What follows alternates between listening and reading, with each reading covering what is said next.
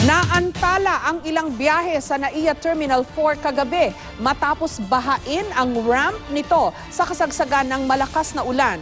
Ayon sa DPWH, umapaw ang tubig mula sa Maricaban Creek sa Magallanes na nagpabaha sa loob at labas ng NAIA. May report si PR Canghel.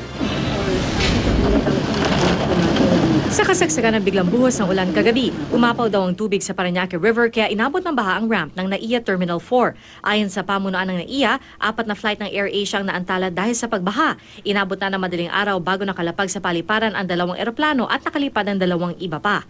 Posible rin daw may kinalaman sa pagbaha ang pinapagawang NAIA Expressway 2 sa gilid ng airport. 2 poste raw kasi nito ang itinayo sa ibabaw ng kanal.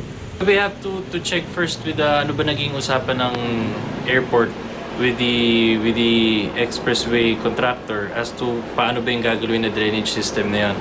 Kasi as pointed out earlier, it was not necessarily well, it's a metro-wide problem. If we zero in on NAIA as the only thing that flooded, Sabi ng DPWH, ang DMCI ang contractor ng naturang proyekto.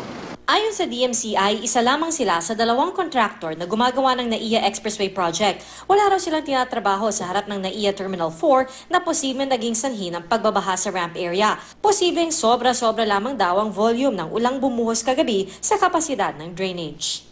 Sabi naman ng DPWH, malawak na ang karanasan ng DMCI sa mga infrastructure projects tulad ng Skyway Extension sa Alabang.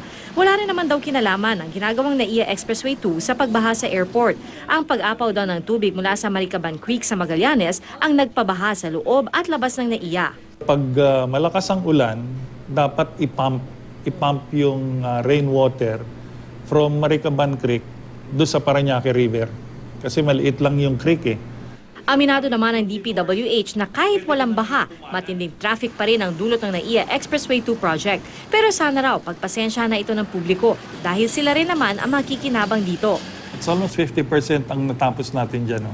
So we are improving. PR Canghel, GMA News.